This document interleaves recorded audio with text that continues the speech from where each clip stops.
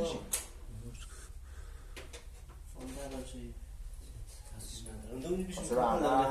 محمود بدون ریسک توپ دور کرد.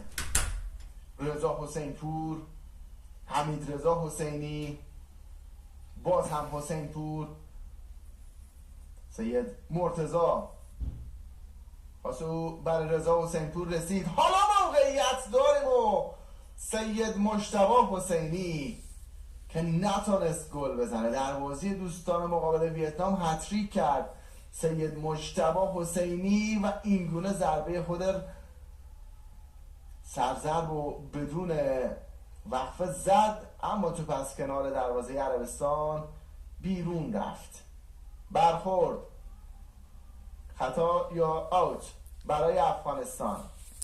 حمید حسینی 30 ثانیه دیگه تا پایان نیمه اول زمان مانده. هیجان بازی بسیار بالاست.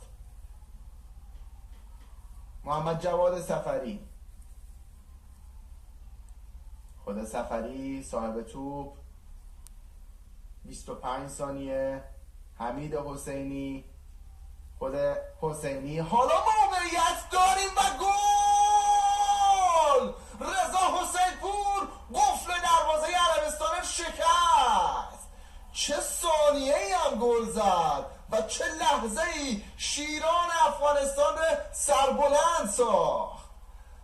لحظات پایانی نیمه نخست، حرکت زیبای حمید حسینی با رضا حسین پور و اینگونه موفق به گلزنی شد.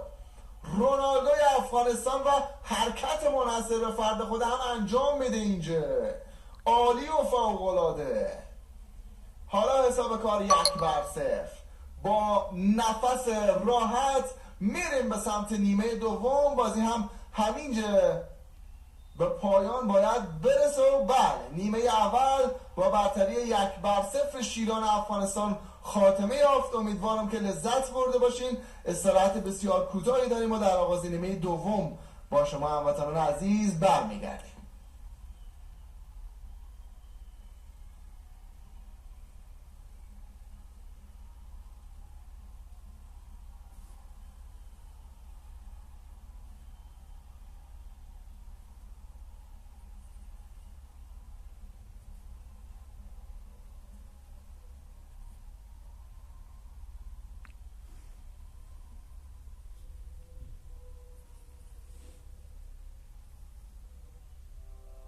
حامی بخش